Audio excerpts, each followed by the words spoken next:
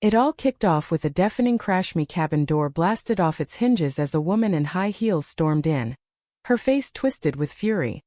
"This VYOLAT's Regulation 5.2, she shrieked, her voice bouncing off the wooden walls.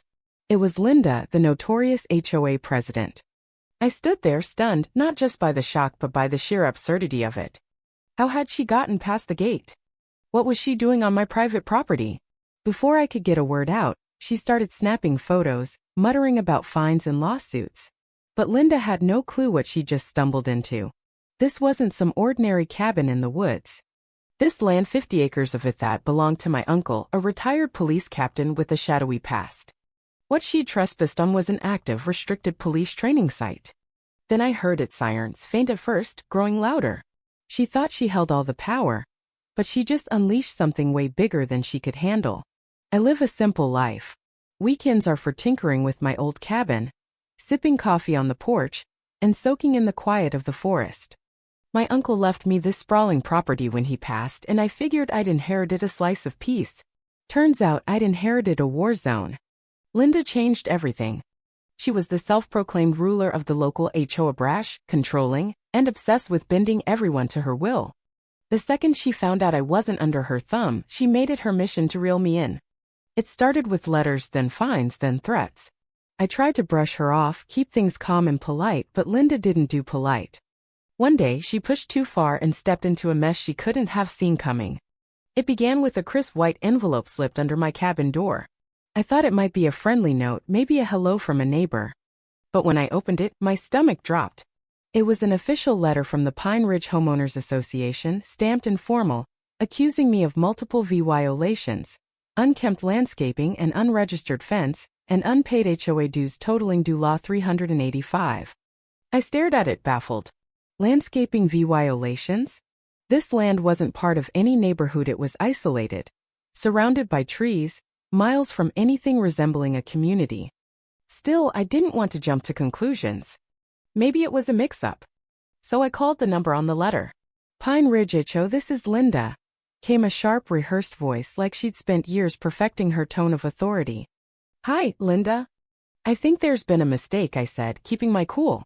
"I got a letter saying I owe fees, but this land isn't in your jurisdiction. It's private property." A pause.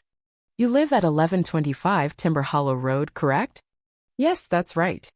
"Well, sir, our records show your property falls within Pine Ridge's expanded oversight area. All residents in that zone are subject to our rules." Expanded oversight area? That sounded like nonsense she'd invented on the spot. "I'm sorry," I said, "but I've got the deed and boundary papers. My uncle left me this land, it's not part of any HOA." Her voice turned icy. "I suggest you double-check your documents. Noncompliance means escalating fines and legal action. Have a good day." Click. The line went dead. I stood there staring at the phone, the letter still in my hand. Was this a shakedown? A bluff? I didn't know who this Linda was, but she clearly thought she could strong-arm anyone into submission. Later that day, while stacking firewood, a neighbor named Tom strolled over. I'd only met him once, a laid-back guy with a husky and a beat-up pickup. "Looks like Linda's got you in her sights," he said, nodding at the letter on my porch. "You know her?" I asked. "Oh yeah. Everyone around here does. She thinks she owns this whole mountain. She's driven people out of their homes over stupid stuff like painting their sheds the wrong shade of beige. Give her an inch and she'll take everything you've got." I chuckled, thinking he was exaggerating. "She can't touch this place.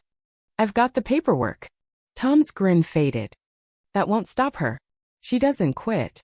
She wants control, total control." That night, I dug through my uncle's old files in his study. Everything checked out. The deed, the boundaries, even a county letter confirming this land was private and exempt from any HOA. But Tom's warning stuck with me. She doesn't quit. I told myself she'd back off once she realized her mistake, that she'd move on to harass someone else. After all, who'd keep pushing against legal proof, clear borders, and a law enforcement legacy? I'd underestimated her. Linda wasn't just stubborn, she was relentless. I tossed her letter into the fireplace and watched it burn, thinking that'd be the end. I couldn't have been more wrong. At first, I figured it was a fluke, a one-off annoyance. But when Linda showed up again a week later, I knew this was no simple misunderstanding. It was a Thursday morning and I was clearing brush out back when I heard tires crunching gravel. There she was, parked by my gate, snapping photos of my fence with a smug smirk. I walked over, forcing my voice to stay even. "What are you doing?" She didn't look up. "Documenting violations. That fence isn't approved. I warned you." "This land isn't yours to control," I said, irritation creeping in. "You've got no right to be here."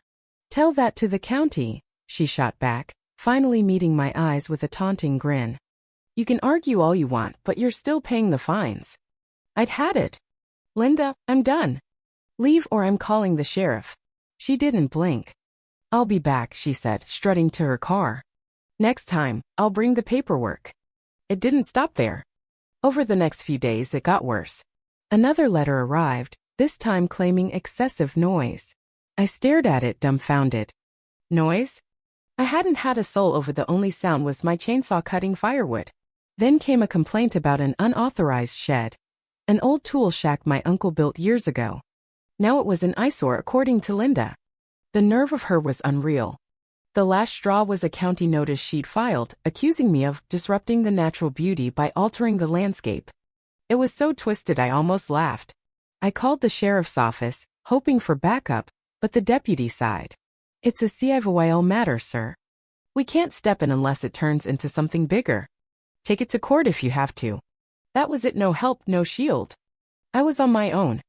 I wasn't about to let her steamroll me. I set up security cameras around the cabin, the gate, the shed, the door, and added motion sensors. But that wasn't enough. I started documenting everything, her photos, her letters, her Yunan VY Ted VY sits. Then oddly she vanished for a few days. No letters, no sightings. I almost thought she'd given up. But the quiet felt off like the calm before a storm.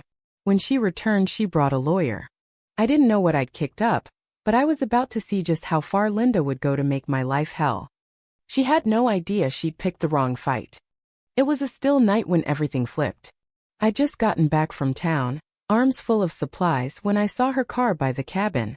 Linda, of course. I gripped the steering wheel, frustration boiling over. How many times had I told her to stay off my land? I stepped out, slamming the truck door, and saw her by the cabin, flashlight in hand, peering through my windows like she owned the place. "Linda, what the hell are you doing?" I yelled. She turned, shining the light in my face. "Inspecting your illegal structures. That shed's a safety hazard. I've warned you." "It's a shed, Linda. And you've got no business here." "I've got every right," she snapped, eyes narrowing. "This land might not be HOA, but I'll make sure you follow community standards. You're a nuisance, and I'm documenting it all." "Leave," I said, stepping closer. "I'm not paying a dime." "You're trespassing." She stormed toward the door, muttering furiously. I moved to stop her, but she lifted her foot and kicked. The wood splintered with a loud crack as the door buckled. I froze, jaw dropped. She shoved through, stepping inside like it was hers. "Stop!" I shouted. "You can't break into my house." She didn't care. That's when it hit me. His wasn't petty anymore. It was an invasion. Before I could grab my phone, the security system I'd rigged kicked in. Motion sensors blared, floodlights snapped on, blinding her. A robotic voice boomed. "Unauthorized entry detected. Leave immediately." Linda stumbled, eyes wide with shock. Then came the sirens, distant, then roaring closer. She backed up, voice trembling. "What is this? A trap?" I didn't answer. The sirens grew deafening. This wasn't just a cabin, it was my uncle's old training ground, wired for police drills. Tonight Linda was the target. Squad cars screeched into the driveway, lights flashing.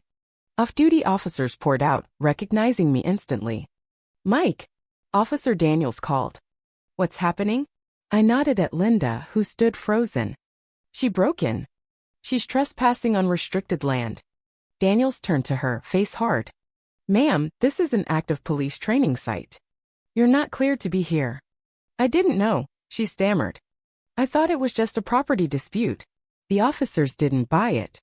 "You've entered a restricted zone," Daniels said, signaling his team.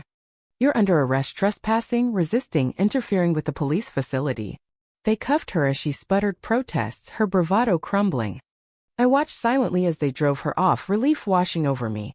Not vengeance, just freedom from her madness. With Linda gone, I grabbed my uncle's deed and papers proving this was a training site. I called the authorities, making sure they knew the truth. Linda had twisted reality for too long, bullying neighbors into submission. Now I had proof she couldn't touch this land. The fallout hit fast. Local news ran with it. HOA president arrested on police grounds. My phone buzzed nonstop, texts, calls, strangers reacting. Neighbors I barely knew reached out, stunned but grateful. She's been a tyrant forever, one said. You did what we couldn't. Linda's empire collapsed. Her HOA cronies bailed, and the board ousted her in a landslide vote. I pressed charges: trespassing, resisting, interference, not for revenge but accountability. She needed to learn actions have consequences. In court, her reign ended for good. Her name became a punchline, her power shattered. Me? I got my cabin back, my peace restored.